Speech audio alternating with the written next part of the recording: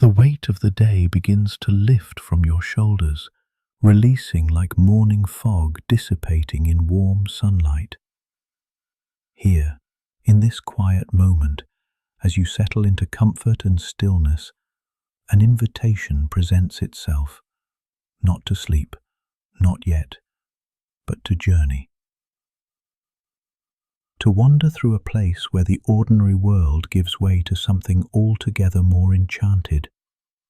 Tonight, you're traveling to Sintra, a small town nestled in the mountains just northwest of Lisbon, where Atlantic mists weave through ancient forests and palaces emerge from the mountainside itself, as if the granite peaks decided to bloom into towers and domes.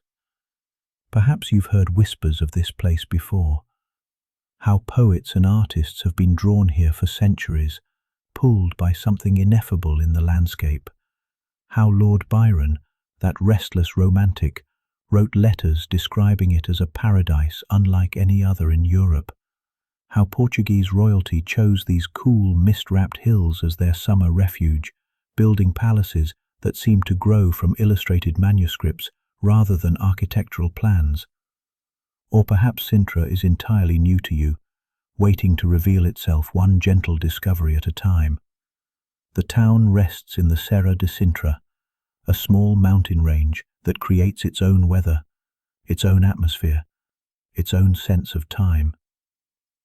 While Lisbon bakes in summer heat just 30 kilometers away, Sintra remains cool and fresh, wrapped in Atlantic breezes that carry the scent of pine and eucalyptus, moss and stone.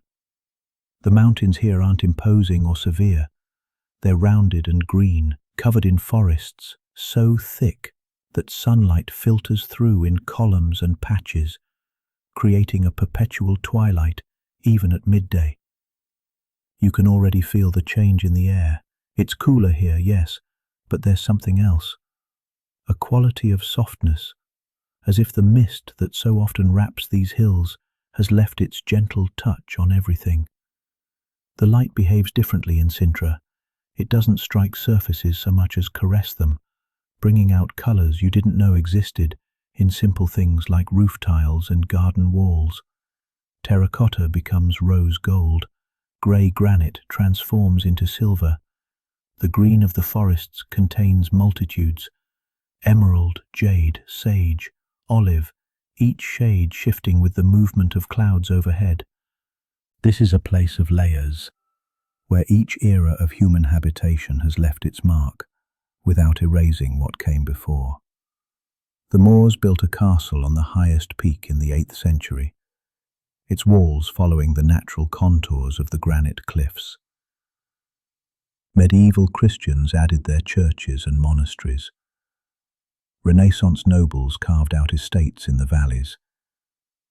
And in the 19th century, during the height of the Romantic movement, King Ferdinand II and his artistic contemporaries transformed Sintra into something unprecedented.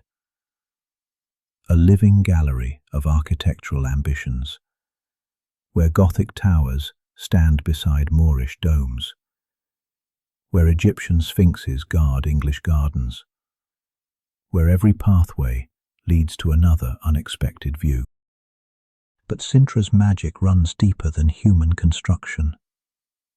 Long before the first stone was laid, this was already a sacred place. The Celts called it the Mountain of the Moon, believing the granite peaks held lunar power. Roman writers describe mysterious rituals performed in forest groves.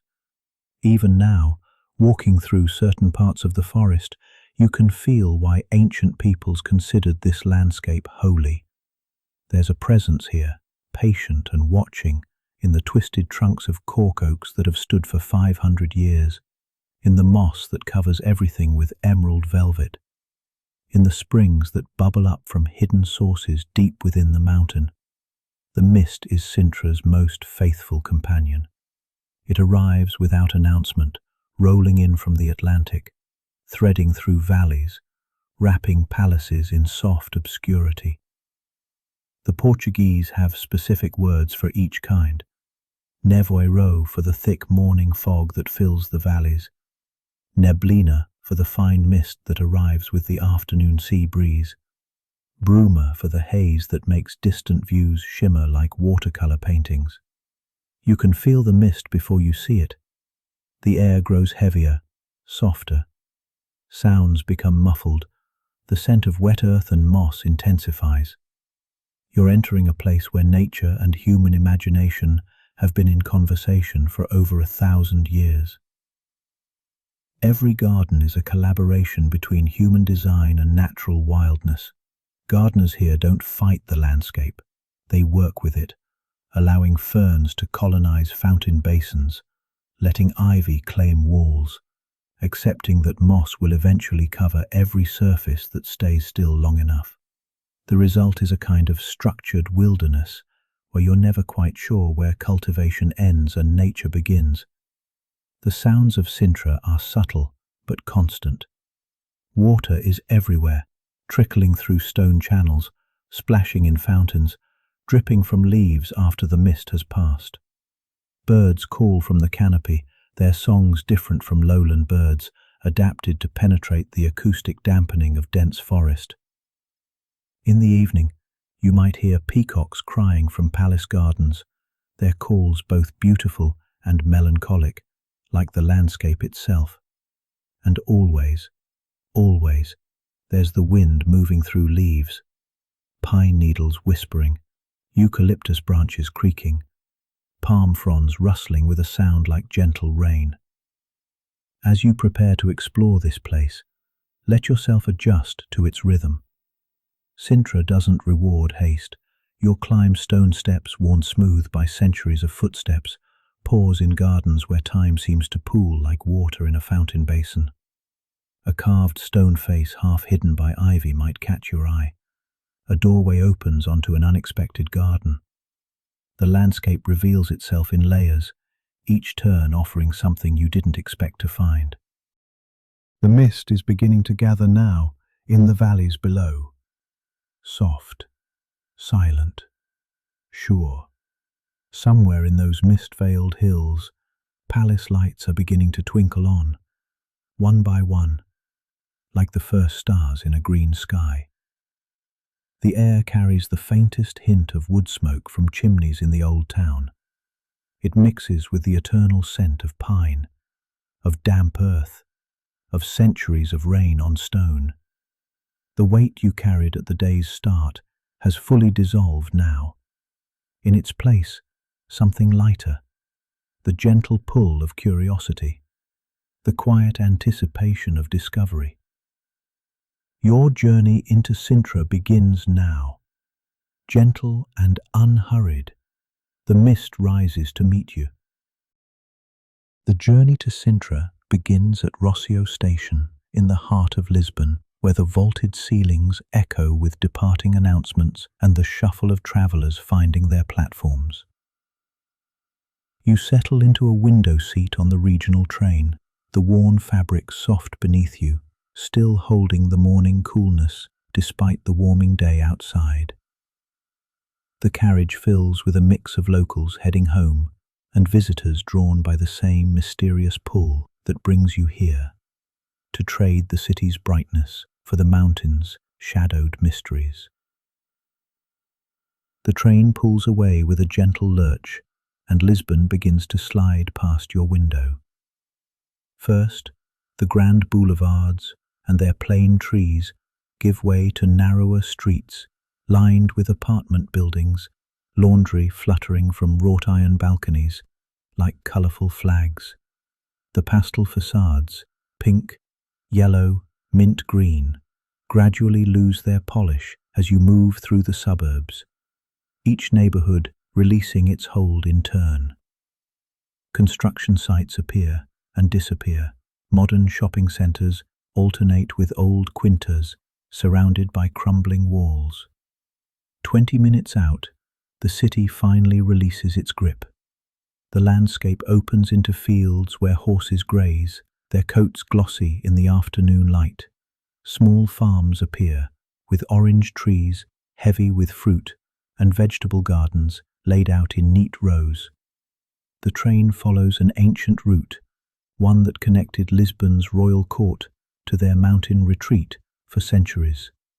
You can almost imagine the carriages that once made this journey, loaded with courtiers and servants, artists and architects, all drawn to Sintra's cool embrace when summer made the capital unbearable. The first hint of change comes in the quality of the air flowing through the train's open windows. It's subtle at first, a freshness that wasn't there before, carrying unfamiliar scents. Pine resin, wet earth, something green and alive that the city had forgotten. The sun, which had been beating down directly, now plays hide and seek behind increasing clouds, not storm clouds, but the gentle grey-white wisps that gather around mountains, drawn by some atmospheric magic you can feel but not quite name. Through the window, you watch the land begin to rise. Gentle at first, almost imperceptible, then more insistent.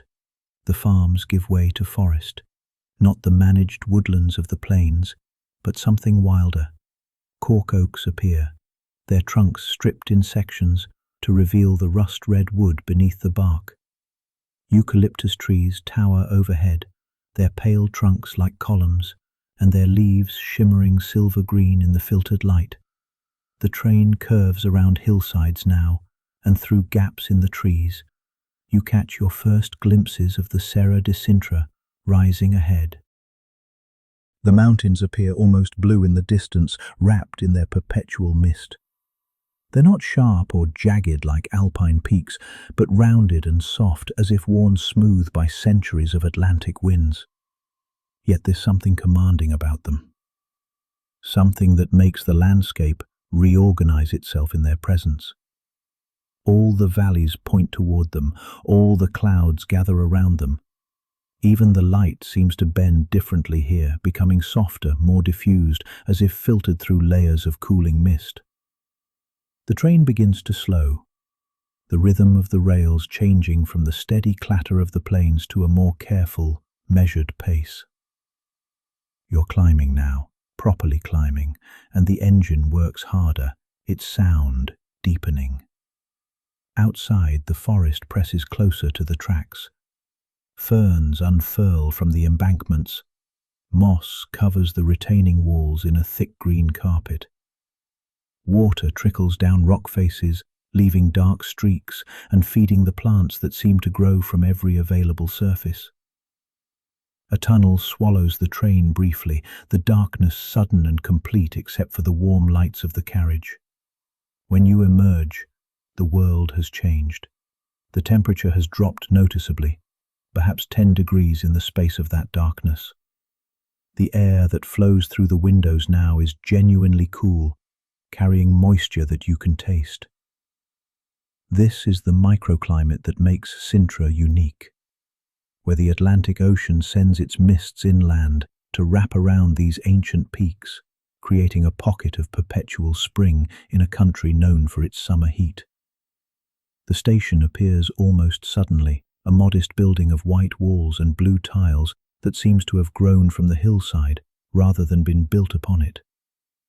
As the train comes to a stop, you gather yourself, already feeling different from when you boarded. The city's urgency has faded.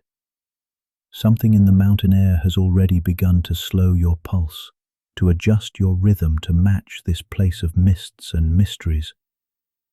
Stepping onto the platform, the temperature change wraps around you immediately. You stand still for a moment, letting your body adjust. The coolness touches your face first, then your hands, then seems to sink through your clothes to your skin. Other passengers disperse quickly, locals who know exactly where they're going, tourists consulting maps and phones. But you remain on the platform as the train pulls away, its sound fading until only the mountain silence remains. You breathe deeply. The air tastes different here. Cleaner, yes, but also more complex. There's the sharp scent of pine, the earthiness of decomposing leaves, a hint of salt from the distant ocean, and something sweet, faint but persistent, that you can't quite identify yet. The station sits below the historic centre, and the town reveals itself in carefully orchestrated glimpses as you begin to walk upward. The path leads through a small park where tropical plants grow with unexpected vigour, tree ferns spreading their prehistoric fronds, camellias blooming out of season, palm trees that seem perfectly at home despite the mountain setting. Water is everywhere, channeled through stone gutters, pooling in small fountains, dripping from leaves with a constant, gentle percussion. The first buildings you encounter are modest, workers' houses from the 19th century, their walls painted in faded ochres and blues.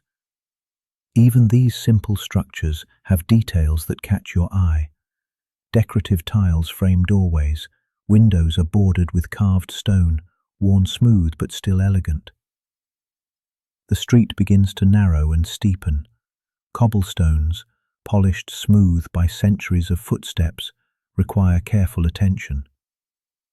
The stones are laid in patterns, waves and spirals that seem to mirror the mists that wrap around the mountains. Your pace naturally slows. There's no other way to climb these streets than deliberately, thoughtfully, feeling each stone through the soles of your shoes. The sounds of the town drift down to meet you. Church bells mark the hour with bronze voices that echo off the hillsides. Somewhere out of sight, water rushes through ancient channels, a reminder that streams run through Sintra, fed by springs deep in the mountain. And from an open window, someone practices piano, the notes floating and mixing with the wind in the leaves. As you climb higher, the houses grow grander. These are the mansions of the merchants and minor nobility who followed the royal court to Sintra. Their walls are covered in azulejos, Portugal's signature blue and white tiles. Some depict scenes from history or mythology. Others create dizzying geometric patterns that seem to shimmer in the misty light. Through tall windows, you glimpse chandeliers and frescoed ceilings, hints of the luxury that once defined summer life here. A scent stops you mid-step, sweet, warm, utterly distinctive. Following your nose, you discover a small bakery, its window displaying trays of queijadas, Sintra's traditional pastries. These small tarts, made with fresh cheese, eggs, sugar and cinnamon, have been baked here since medieval times. The recipe, legend says, was created in the 13th century to pay taxes to the local monastery. Now, the same families have been making them for generations, each with their own secret variation. The bakery's interior is dim and cool, with walls of blue and white tiles depicting the harvest of sugarcane, a reminder of Portugal's colonial past. The pastries are still warm, their crusts golden and slightly caramelized. You take one, wrapped in thin paper, and continue walking.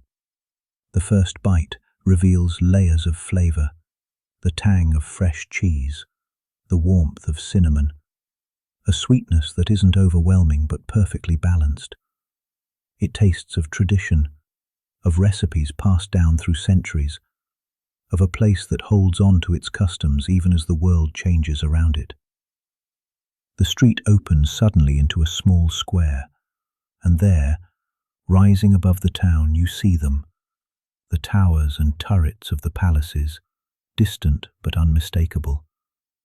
Pania Palace's colourful walls catch the late afternoon light, looking painted against the sky rather than built, as if someone had taken a brush to the clouds themselves. The battlements of the Moorish castle trace the ridgeline, following the natural contours of the mountain. And somewhere between them, hidden in the forests, are the other palaces and quintas, waiting to be discovered. The light is changing now, becoming golden and thick. The mist, which had retreated during the afternoon, begins to gather again in the valleys. It moves like a living thing, flowing up the hillsides, wrapping around trees, turning solid objects into suggestions. The temperature drops another degree or two, and you pull your layers closer, grateful for the coolness after the train journey. You've arrived in Sintra proper now, standing at the threshold between the town and the mysteries that lie beyond. The evening is beginning its slow descent. Somewhere in the forests above, peacocks are calling to each other across the valleys. The sound is both beautiful and slightly mournful, a perfect soundtrack for this place where beauty always carries a hint of melancholy, where every palace tells a story of glory and decline. The mist continues to gather, moving up from the valleys in slow waves. It wraps around the trees, around the houses, around you. Tomorrow, perhaps, you'll climb to those palaces. You'll walk through their rooms and gardens. You'll discover all the secrets hidden in the green shadows of the serra. But for now, it's enough to have arrived, to stand in this square where travellers have stood for centuries, feeling the same cool air, hearing the same bells. The taste of cinnamon from the queijada still lingers faintly on your tongue. Sweet, warm, comforting. The mountains are patient. They've been waiting for millions of years. They know how to hold silence, how to embrace mist, how to let time flow around them like water around stone. The bells echo once more across the valley, then quiet. The mist rises, the light softens, and Sintra settles into evening, as it has for 1,000 years, as it will tomorrow, as it does right now, in this moment of perfect stillness. The morning mist still clings to the valley as you find yourself in Sintra's historic centre, where a small fountain bubbles in a courtyard shaded by ancient magnolia trees.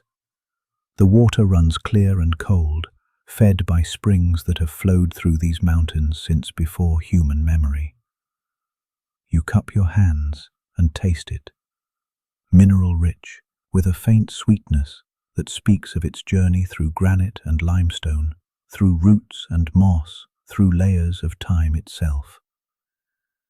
This water has been flowing here for millennia, long before the first humans arrived to make their mark on these hills.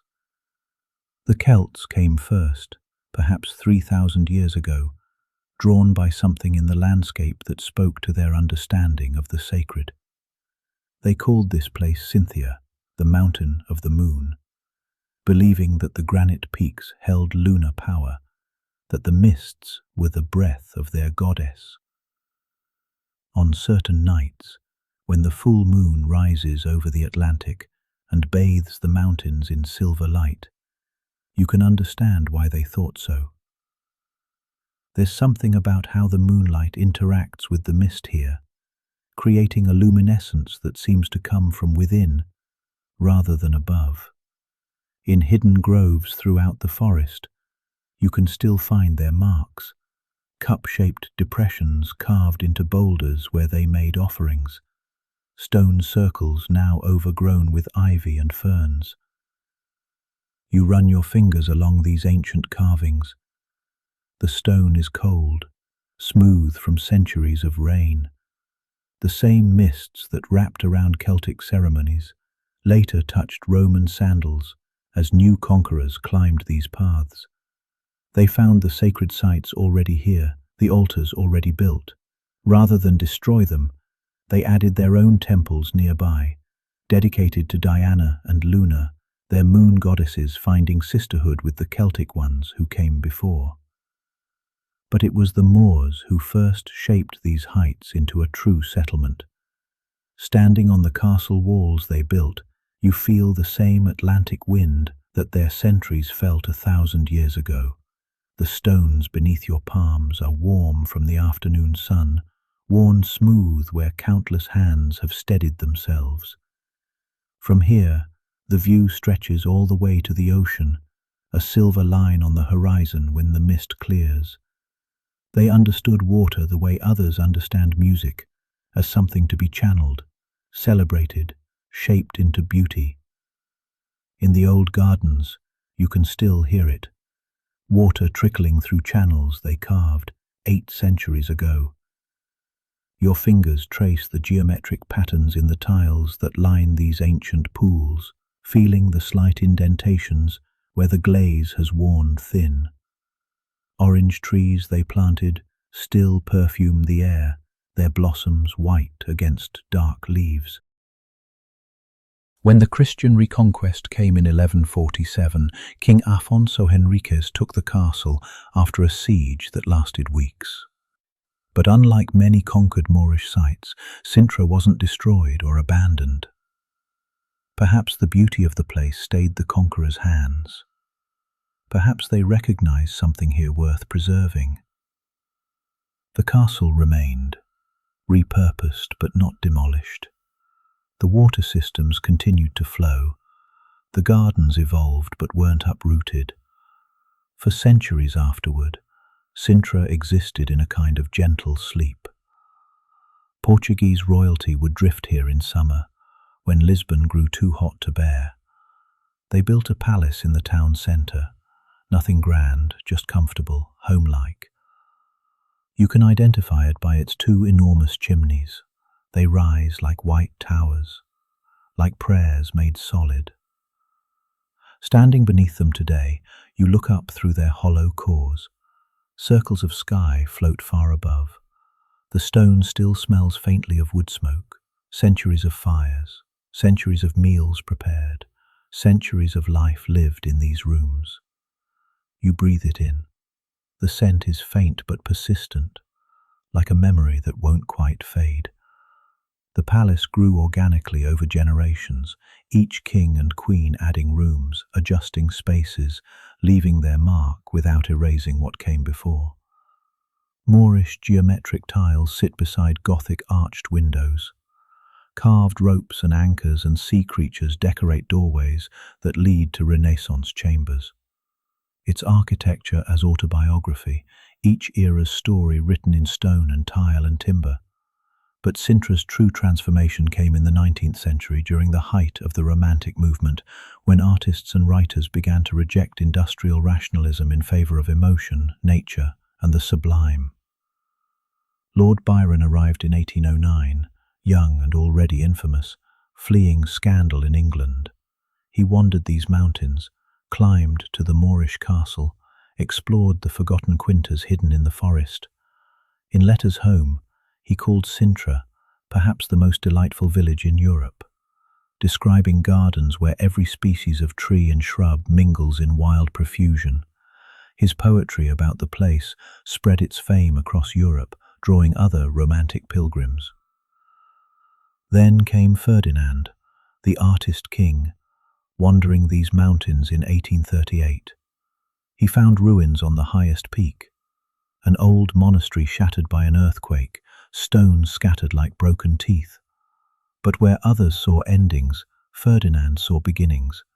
What he built seems impossible even as you stand before it. The palace doesn't follow rules. Yellow walls catch the morning light. Red towers disappear into mist. Blue tiles shimmer like water. You touch these painted stones. They're cold and slightly damp from the perpetual moisture in the air. When clouds wrap around the palace, as they do now, everything softens. The edges blur. The colours become watercolour, running into each other like a painting left in the rain. Inside the surrounding park, Ferdinand planted dreams. Tree ferns from New Zealand spread their prehistoric fronds above your head. Japanese cryptomeria drop their needles into soft carpets beneath your feet. American sequoias rise so tall their tops vanish in the mist. These trees have grown enormous in Sintra's climate. They create shadows that shouldn't exist in Portugal.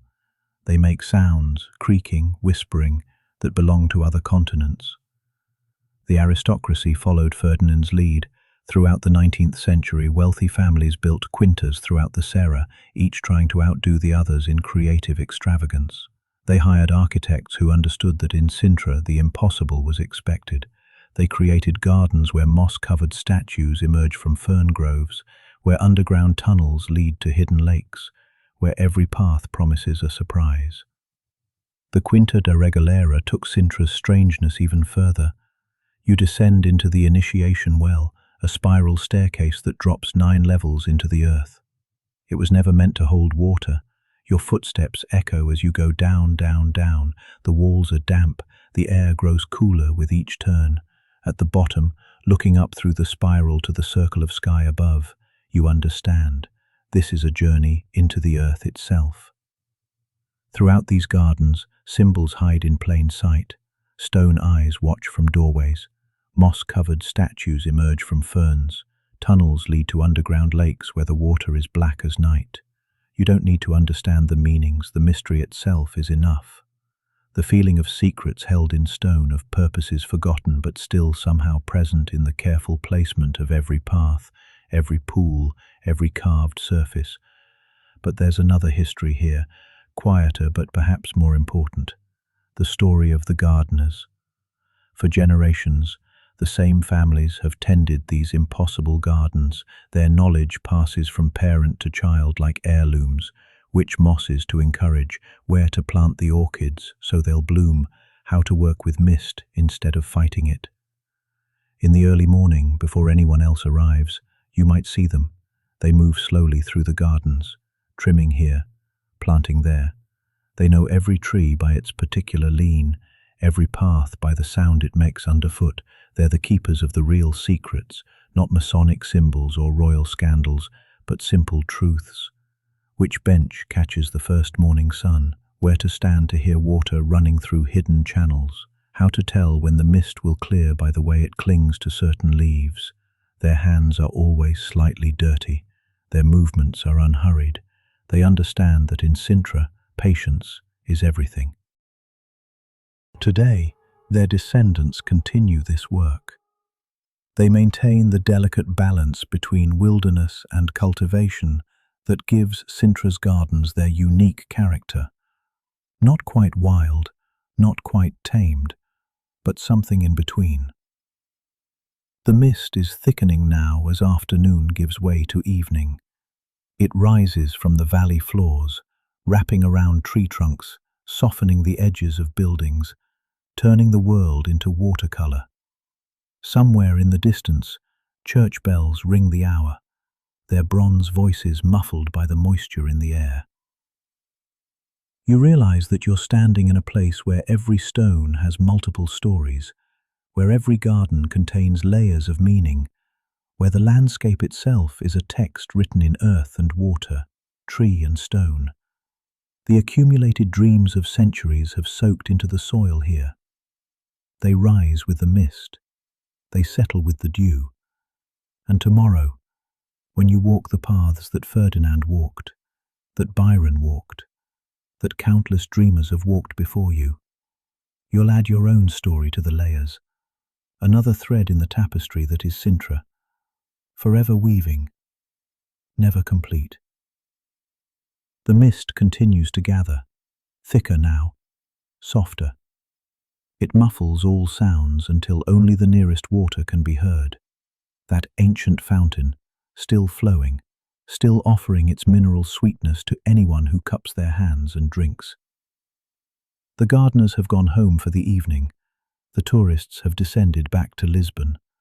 The palaces stand empty except for their ghosts and shadows. This is Sintra's quiet hour. When the stones remember. When the trees whisper their imported stories.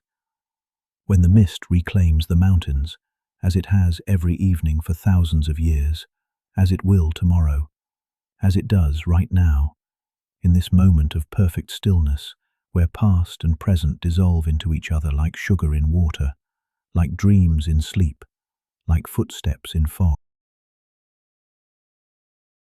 The morning arrives wrapped in mist so thick you can barely see 20 feet ahead.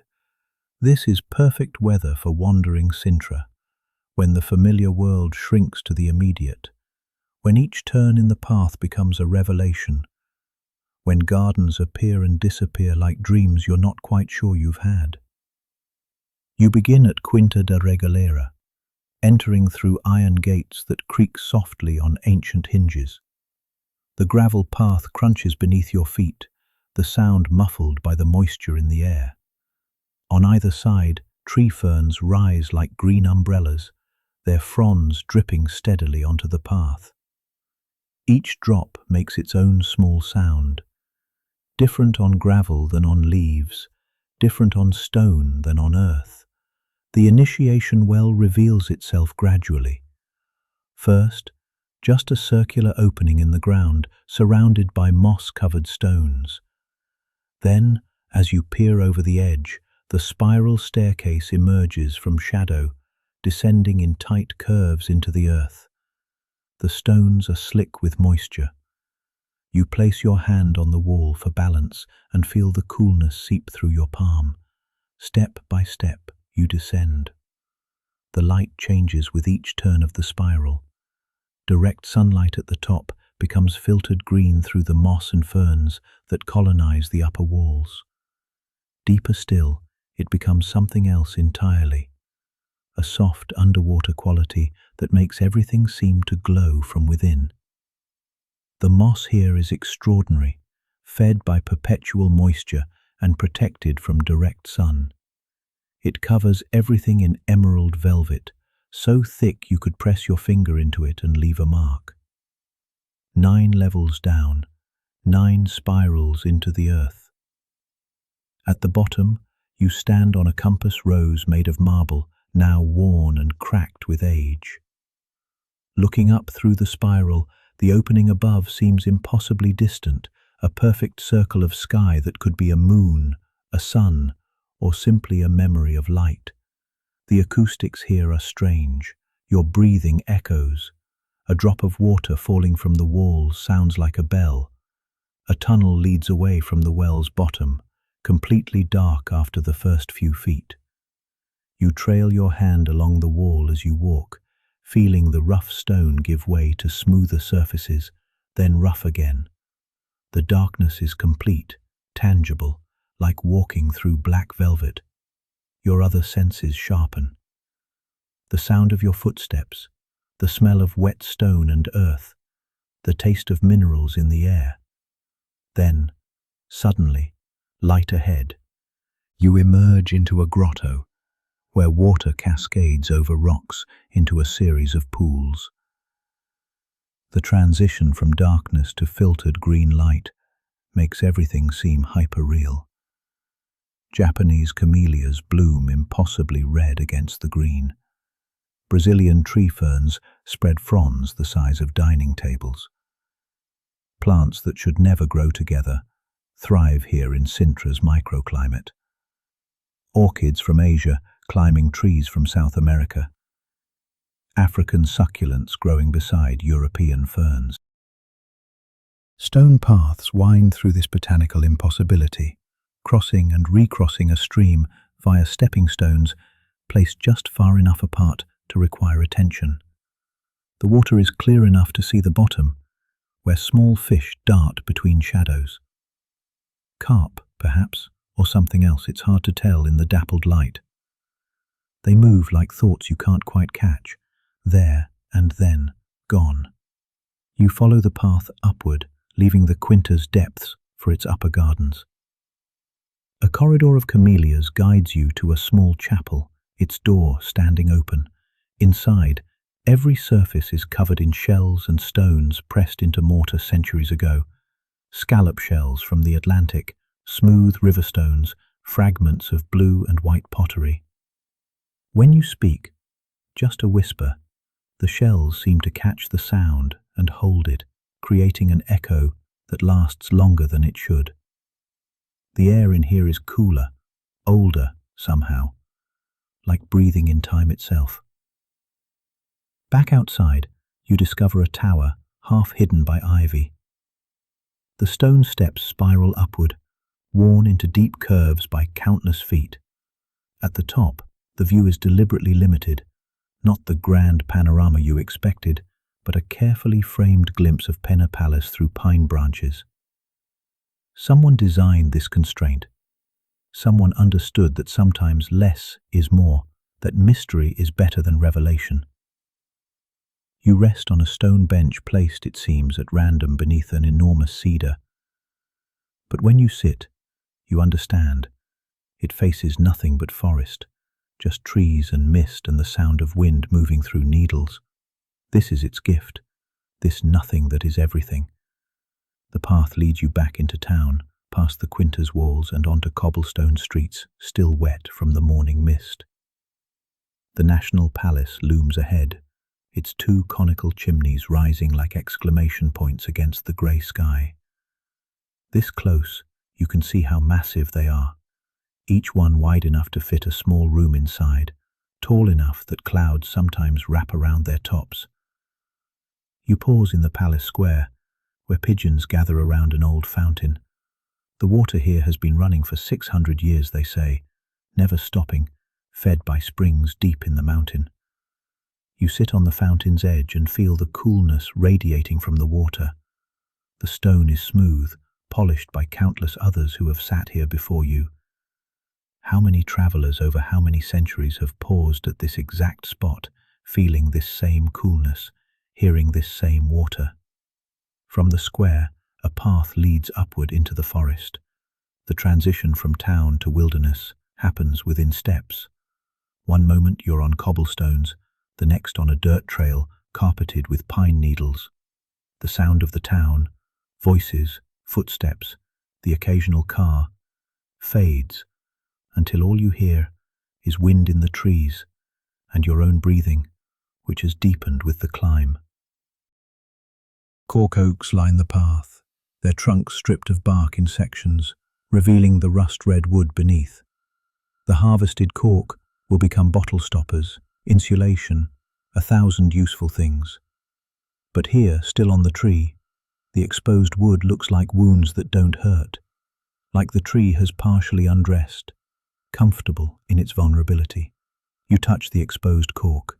It's soft, almost spongy, warmer than you expected. The eucalyptus trees are different. Imported from Australia generations ago, they've grown enormous in Sintra's climate. Their trunks are pale and smooth, constantly shedding bark in long strips that curl like scrolls on the forest floor. When the wind moves through their leaves, it sounds like rain. Their scent, medicinal, clean, sharp, cuts through the softer smells of moss and earth. Together the oaks and eucalyptus create a space where sound changes, where footsteps hush themselves. The canopy is so dense that the light becomes green, ecclesiastical. Your footsteps are muffled by the thick layer of leaves and bark on the ground. Everything feels hushed, expectant, like the moment before music begins. The path climbs steadily. Your breathing deepens. Your pace naturally slows. There's no rush here, no destination that matters more than the journey. Sometimes the trail follows old stone steps, worn into curves by centuries of feet. Sometimes it's just earth, marked only by the passage of other wanderers. Always, it climbs. Through gaps in the trees, you catch glimpses of the castles above. The Moorish castle's walls follow the ridge like a stone snake, disappearing and reappearing as clouds move across the mountain. Pena Palace's colours, even muted by mist, seem impossible against the green and grey of the forest. These glimpses are almost better than the full view would be. They leave room for imagination, for the castle you're building in your mind as you climb. Then the trees fall away, and you're at the Moorish castle's entrance. The walls are older than anything else you've touched today. Built in the 8th century, rebuilt, destroyed, rebuilt again. The stones have a different quality from the later Portuguese construction, rougher, more honest somehow. They fit together without mortar in places, held by weight and precision alone. Lichens paint them in yellows and greys and pale greens, a slow artwork that's been developing for centuries. You climb to the ramparts and the view spreads before you in layers. You move slowly along the wall, one hand on the sun-warmed stone. The entire valley below is a map written in green and terracotta. Sintra town clusters around its palace like thoughts around an idea. Gardens you've walked through look like green dreams from this height. And beyond it all, when the mist parts for a moment, the Atlantic Ocean, a line of silver at the world's edge. You pause. The wind up here carries salt. You can taste it on your lips, feel it in your hair. It's travelled from the ocean, over the coastal plains, up the mountainsides, to reach you here on these ancient walls. The same wind that Moorish sentries felt, the same salt, the same view, minus the modern additions that barely matter from this height. You follow the wall walk, one hand on the stone for balance. The drops are steep on both sides, but the path is wide enough to feel safe. Arrow slits frame perfect views, the palace, the town, the forest. Each one is like a living painting, changing as clouds move across the sun, as mist rises and falls, as the light shifts from morning toward afternoon. At the castle's highest point, you find a small space, almost private, where the walls create a natural seat. You sit with your back against stone that holds the day's warmth despite the cool air. There's no hurry here, no next place to be. From here, you can see everything when the mist clears, nothing when it closes in. Both views are perfect in their own way. You watch the mist move up the valleys, slow as breathing, patient as the stones you're sitting on. A hawk circles below you, riding thermals up the mountainside. You watch without thinking, just watching, just breathing, just being here, suspended between earth and sky. For a moment, you're looking down at a bird in flight, a reversal of the natural order that makes you dizzy if you think about it too long. So you don't think. You just watch as it turns lazy circles, wings barely moving, master of an element you can only visit. The path down from the castle is different from the path up. It winds through different forests, past different views. You pass a miraduro, a viewpoint, with a single bench facing the valley. Someone has been here recently. There's still warmth in the wooden seat. You sit and add your own warmth to it, continuing the chain. The valley is layered in every shade of green you can imagine, and some you couldn't, until now. Dark green of pines, silver green of eucalyptus, bright green of new ferns, black green of cypresses. And between them all, the mist moves like something alive, revealing and concealing. A slow dance that's been going on since these mountains first rose from the sea. Palace spires pierce the green at intervals. Not just Penna and the National Palace, but smaller ones. Private quintas hidden in the forest, their towers and chimneys the only sign of the gardens and grand houses below. Terracotta roofs cluster in the valleys where villages have grown up around water sources. Everything follows the logic of water here. Where it flows, people build. Where it gathers, gardens grow. Where it springs from the earth, stories begin. The light is changing now. Afternoon is advancing toward evening, and the mist is beginning to thicken again. It rises from the valleys like smoke from a fire that never goes out. Soon it will cover everything, turning the world into suggestion and memory. Your breathing has slowed without your noticing. Your feet are tired from climbing, that good tired that comes from honest effort. Your lungs are full of eucalyptus-scented air. Your skin carries a fine mist of moisture, not quite rain, not quite fog. The valley below breathes with wind and mist, in and out, rise and fall. The castles above wait in their eternal patience. They've been waiting for centuries. They can wait forever. And you, between them, are perfectly suspended. Between earth and sky. Between effort and rest. Between waking and something gentler. Between the path climbed and the path descending. Between day and what comes after. Between holding on and letting go. The mist continues rising. The light continues softening. Somewhere, church bells ring. But they sound so far away, they might be in another country, another century, another dream entirely. You sit a moment longer on this bench at this Miradoro, feeling the wood beneath you solid and real, while everything else becomes less certain, less defined, more possible. The wander isn't over, but it's changing now, becoming something quieter, something softer, something that doesn't need you to move or think or even stay awake. Just to be here, in this moment that stretches like the mist, that expands like the view, that holds you like the bench holds you gently, without asking anything in return.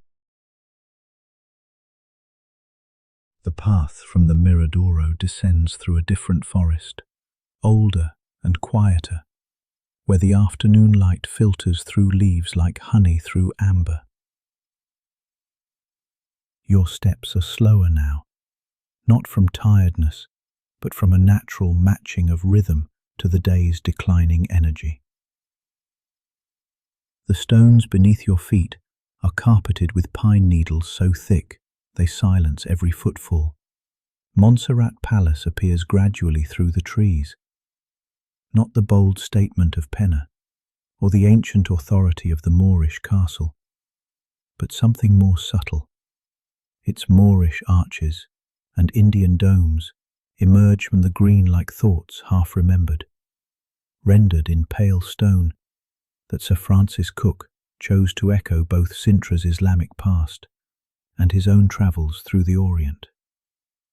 The geometric patterns carved into the stone, stars within stars, infinite repetitions, seem to pulse gently in the golden hour light. The gardens here are different from the others you've wandered today. They breathe differently, move differently, sound differently, with the particular music of Portuguese water features, where azulejo-lined channels guide streams through patterns as old as the Moorish occupation, creating a sound that's both foreign and familiar, ancient and eternal. The entrance path curves between tree ferns so enormous, their fronds create a green tunnel overhead. The light that reaches through is soft, filtered multiple times, until it arrives as a gentle suggestion rather than illumination. Water sounds everywhere, but reveals itself slowly. A trickle here behind bamboo, a splash there beyond rhododendrons, always present, but never insistent. You follow a path of packed earth, soft underfoot from decades of fallen leaves decomposing into velvet. On either side, plants from 5 continents grow in impossible harmony. Australian tree ferns shade Chinese magnolias, Mexican agaves spike between English roses, Brazilian orchids climb Portuguese cork oaks. The garden doesn't make geographical sense, but it makes perfect emotional sense. Everything here was chosen for how it feels, rather than where it comes from. A peacock calls from somewhere beyond the camellias. The sound is both beautiful and melancholic, like the day itself, like the light that's beginning to thicken and gold. Another answers from across the garden, then another, their calls creating a conversation you can't understand but somehow feel. Something about territory and twilight, about the ancient contract between beauty and loneliness. The path opens into a glade where a Victorian fernery stands, its iron and glass structure delicate as lace against the darkening sky. Inside, the air is different, warmer, heavier, thick with moisture, and the green smell of endless growth. Ferns cascade from every surface. They hang from the ceiling in baskets, sprout from walls, carpet the ground in endless varieties of green. Some are massive, their fronds the size of umbrellas. Others are tiny, delicate, requiring you to lean close to see their perfect miniature spirals. Water drips constantly here, a percussion so gentle it's almost subliminal. Drip. Pause. Drip. The sound becomes part of your breathing, part of your heartbeat, part of the evening that's gathering outside the glass walls. You sit on an iron bench, painted white but flaking to show green beneath, then rust beneath that, layers of time made visible. Through the glass ceiling, you watch the sky change from blue to gold to something that has no name, a color that exists only in this moment, between day and night. The peacocks have gone quiet now. In their place, smaller sounds emerge. The rustle of bamboo groves swaying in the evening breeze, the distant music of water falling through azulejo channels into unseen pools. A blackbird's evening song, liquid and low, marking the boundary between one day and the next. You leave the fernery as the light continues to fade. You pause at the doorway, letting your eyes adjust. Silence. The path winds between enormous rhododendrons, their blooms pale in the gathering dusk. The flowers seem to glow slightly, holding the day's light longer than seems possible. Their scent is subtle but persistent, sweet without being cloying, complex without being overwhelming. You move slowly, so slowly. There's no destination now, just this gentle wandering towards stillness. The path leads to a clearing where a stone bench faces west, positioned perfectly to catch the last of the light. You sit, feeling the day's warmth still held in the stone, a gentle heat that seeps through your clothes to your skin. Before you, the garden slopes down into forest, and beyond that, more forest, and beyond that, the invisible ocean sending its evening mists inland. The light now is extraordinary. Not bright but rich, turning everything it touches into something precious. The leaves become copper and gold, the tree trunks turn amber. Even the air seems to thicken with light, as if you could reach out and touch it, hold it, keep it from leaving. But you don't reach out, you just watch as the sun descends behind the furthest ridge, not setting so much as dissolving, becoming part of the mist that's rising from every valley, every hollow, every place where water runs. The temperature drops, perceptibly, not uncomfortably, but enough to make you aware of your skin, of the boundary between yourself and the world. You pull your arms closer, creating your own small warmth, while the garden releases the day's heat in invisible streams that you can feel rising past your face. The first firefly appears just as the sky reaches that perfect balance between light and dark. Then another. Then dozens. They rise from the grass like sparks from an invisible fire, their cold light pulsing in patterns that seem random but probably aren't. Each one carries its own small message, its own attempt at connection in the gathering dark.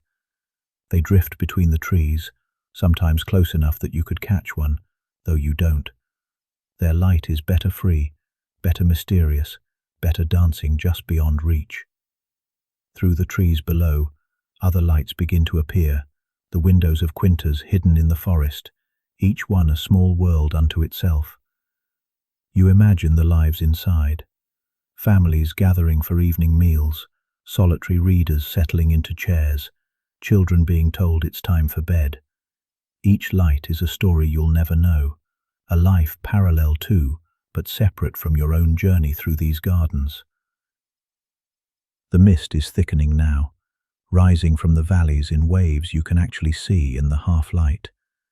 It moves like water in reverse, flowing upward, pooling in hollows, spilling over ridges.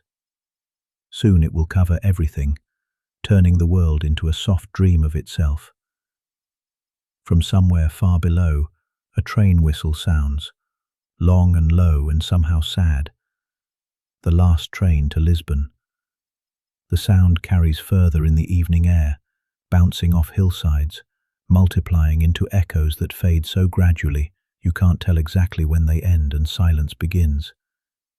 You imagine the train pulling away from Sintra station, carrying its passengers back to the city, back to electric lights and traffic sounds, and the urgent rhythm of urban life. But you remain here, on this bench, in this garden, in this moment between day and night. The garden is settling into its evening configuration. Each step you take is slower than the last. There's no hurry now. No need to move at all, really. You stop on the path. The packed earth is still warm beneath your feet, releasing the day's heat in invisible currents you can feel rising past your face.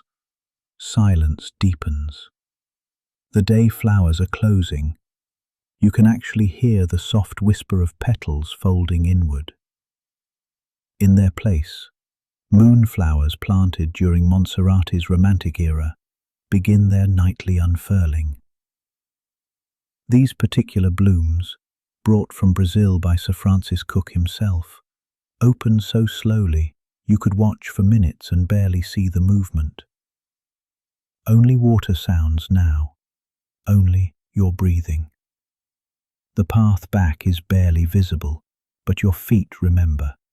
They move without your thinking, carrying you slowly, so slowly, through the garden's transformation into night.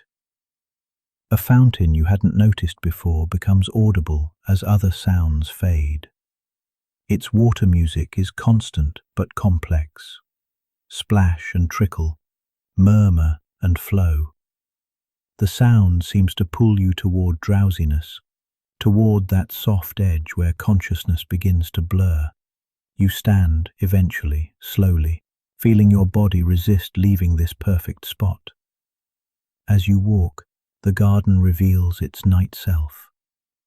An owl calls from somewhere above, not the harsh screech you might expect, but the soft, questioning hoot of a tawny owl that goes unanswered. Small rustlings in the undergrowth mark the movement of night creatures, beginning their ancient routines. The path leads you to one final viewpoint, a small terrace where you can look back across the gardens of Monserrate. In the deep dusk, with mist threading between the trees and fireflies still dancing their cold fire dance, the garden looks like something from a dream you might have had as a child. Mysterious, but not frightening. Unknown, but somehow familiar. The first stars are appearing now, faint at first, then brighter as your eyes adjust. Venus first, low on the horizon. Then others, one by one, like candles being lit in distant windows. You stand perfectly still. Your body is beginning to feel heavy, as if the earth is gently pulling you closer. Your shoulders drop, your breathing deepens without effort. Each exhale releases something. The day's walking, the climbing, the wondering, the watching. The garden breathes. You breathe. Everything breathes together in the same slow rhythm. Here, away from city lights, wrapped in mist and forest silence, the stars seem close enough to touch, but you don't reach up. Your arms are too heavy, too comfortable, too ready for rest. The air is properly cool now, carrying the scent of dew forming, of leaves settling into sleep, of cork oaks releasing their ancient perfume, that particular Portuguese smell of bark and time and patient growth. Somewhere in the darkness, water continues to fall. Softer now, quieter. Somewhere, bamboo rustles once and goes still. Somewhere, the last firefly of the evening pulses. Once, twice, then darkness. And you stand here, at the edge of Monserrate's gardens, at the edge of day, at the edge of waking. The weight of exploration has completely dissolved now, replaced by something lighter than air, softer than mist. The garden holds you for one more breath, one more heartbeat, one more moment that stretches like silk, like shadow, like sleep itself approaching on quiet feet, then releases you. Gently, so gently, into the waiting night, into the silence, into whatever comes next, which doesn't need a name, doesn't need a thought, doesn't need anything but this gentle dissolution. The mist rises, the stars pulse, and Sintra dreams.